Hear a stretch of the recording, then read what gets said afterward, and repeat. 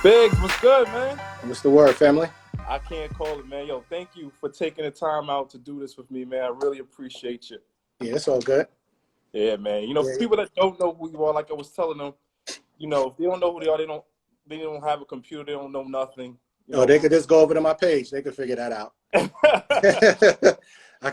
We can't do all the explaining at this point. Facts. Founder of Roc-A-Fella Records, responsible for the careers of people you might know, JayZ, Kanye West, Beanie Siegel. The list goes on and on. And How about also, St. John? About to say right now, manager for St. John, who's popping right now. Yeah. Top 10 on Billboard. Yeah, we just went 10 times platinum yesterday too, man. Yeah. What? Yeah, so big song out there, B. So we going platinum in a lot of countries. So, I'm glad to have an international artist on my hands. So, yes. Wow. Yeah. That's kind of a full circle moment because yesterday marked the 24th anniversary of Reasonable Doubt. Now, exactly. Now we officially got a diamond. Take that, Christian.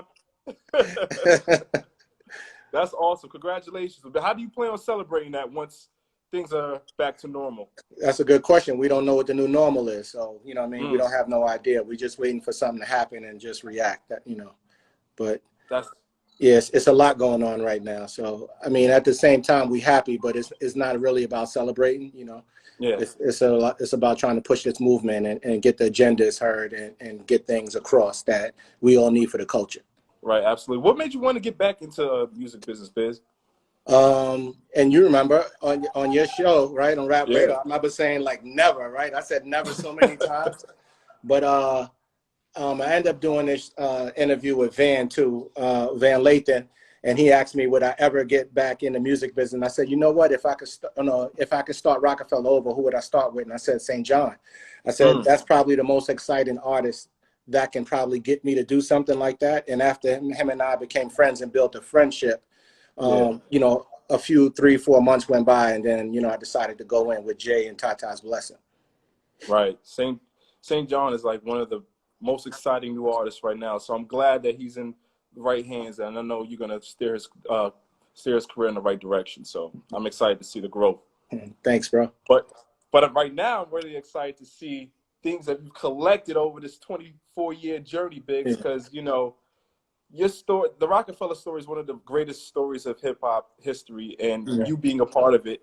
And I know that there's things that we can't Google about you that maybe items can kind of talk about and do the talking for us. Well, truthfully, because I'm out west, I got a lot of stuff back east, so I don't have a lot here.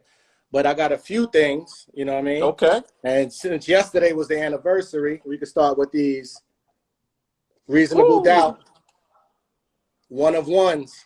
I've never seen those ever in my life. When did those come out? One of one, baby. And then look, wow. This is a Can't Knock the Hustle? Yeah.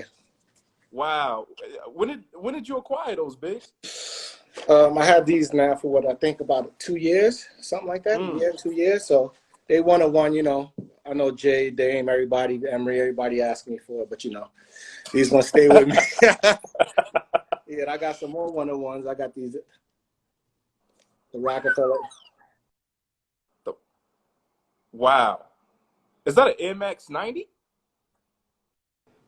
95. Wow. 90. Yeah. I've never seen that before. I don't think Mayor has that. Yeah. When looking back on it 24 years ago, when you think about that album, did you think it was gonna have the impact that it had? I don't think we look at it for a long-term impact. We just made the best thing that we can make and put it out there. And that's, that's just what happened. Jay just put it, that album was made for us. It wasn't really made for the public. Jay wanted to impress his friends, but I'm glad that it has the impact. And when you go back and listen to it now and see how things he was saying relates now, especially from the hunger and the pain, from where the places that we grew up, everything makes sense. Right. What were those early days like on the road with Jay, promoting that album? Promoting, that was fun. That was our first company, our first business. We was doing something, thought we was taking over the world. We had, a lot of momentum. We had singles out.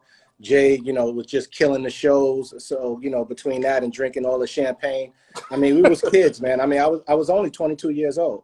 Wow. Yeah, so I'm the youngest out of the three, Wow. Wait, I remember one time you told us on the podcast that you was opening up for Ill and Out, Scratch, and those kind of guys. Yeah, yeah, yeah. Yeah, Jay performed in front of 10, 15 people. Same energy, though, you know. He still was playing it in the middle of the stage, just... So what acts, is there going to be another Rockefeller Air Force One by any chance? I'm not sure. You know, next year is the 25th anniversary. You know, obviously COVID and everything. I didn't plan to do anything this year anyway, but, you know, maybe we all come together and do something for the 25th. That's kind of special. That'd be hard. Do you still have the Rockefeller chain on you right now? Yeah, I do have it, but I don't have it. Do I have it here? I actually, you know what? I got the first prototype when we was going to do the Rockefeller Films chain. Holy shit. Yeah. So it never I even got remember done. that. So this was just like one of the prototypes right here. I forgot I had this. I just had to kind of look in the safe. And I got this right here. This was when Hard Knock Life. This was our first number one, our big first week when we sold 352,000. So Jay, Dame, and myself had this ring with 352 on it because that was our first week. You know. Wow. So only 3 of I've these never too. seen that. Yeah, now nobody's seen it. There's only 3 of them. I don't even know if they still have theirs, but you know, I'm glad I survived with that. Yeah. Did the dude that made the Rockefeller logo, did he make that the rock chain as well? No. Oh, he didn't design that one. Nah. Okay. I forgot some jeweler did it, and we was just going back and forth. We never decided to go with it, so it's just it just kind of stood there. Wow, the Rockefeller films. Besides State Property, did you guys have any other films in the can? Yeah, we had a few. We had Death of a Dynasty. We had Death of a Dynasty, right? Paper Soldiers. Kevin Hart's first. Classic. Yeah. Yeah. So, do you still want to get back into the film business? I mean, I kind of am. I just put a movie out last year on HBO, OG. Oh, yeah, OG, that's right. With Jeffrey Wright. So I had 2 movies on HBO last year, and and I got a lot of things in the workings now. So I have Bolo Media, which is my film company. That's crazy. So so you're really doing the movie, the films, like Jay said, we're gonna conquer it all. Yeah, 100%, man. Are you still getting into the clothing? Yeah, but more on the manufacturing side. So okay. you know, I have a company down here in LA too that manufactures clothes. So we just acquired that too. So I mean, I'm doing a lot, man. I don't want to just be here and like, yeah, I'm doing all these things, but I'm happy. I'm in a good space right now. You know, fortunate with everything that's going on. Right. Awesome. Biggs, I've always wanted a Rockefeller chain. I think it's one of the greatest logos of all time. How does someone acquire a Rockefeller chain? Because I asked Jay once and he just laughed at me. Yeah, I don't know. You got to get 2 out of 3.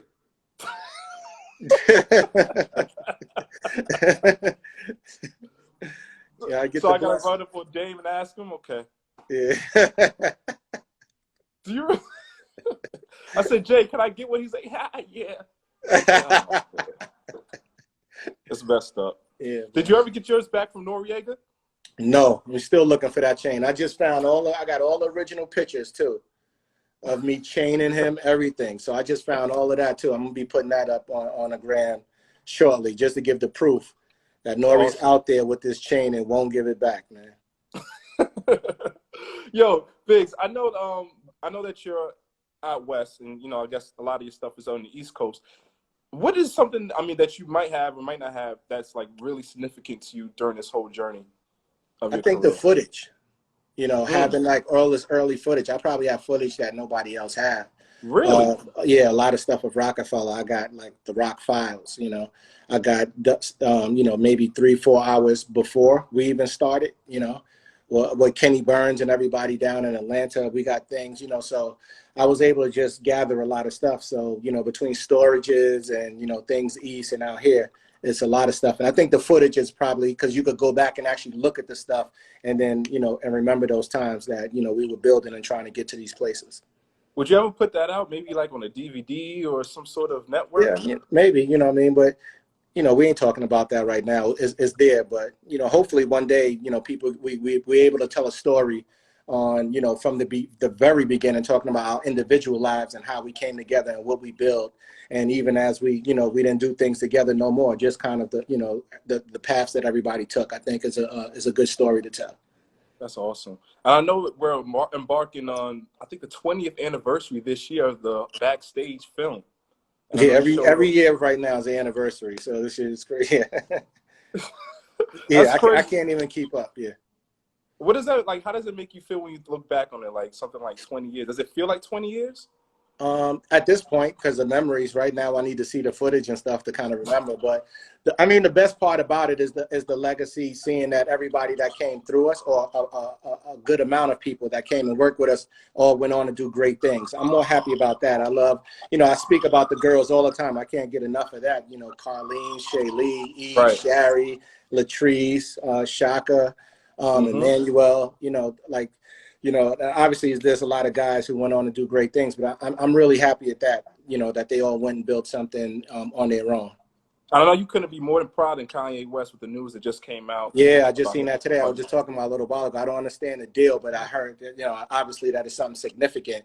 Things like that. I mean, to know that there's only two, billionaires that come from music, and they both come from Rockefeller, shows that we did something that was really powerful, and it's lasting, right? So whether it's Jay, Dame, or myself, rock is within us. It's not about the name at this point. So anything that we do that makes stride in the culture, I'm really proud of, whether it's me or them. You know what I'm saying? I still, I'm jumping down, up and down, just like I did it. Right. I'll be remiss. Everyone's asking me. Shout out to Shaka on the check-in.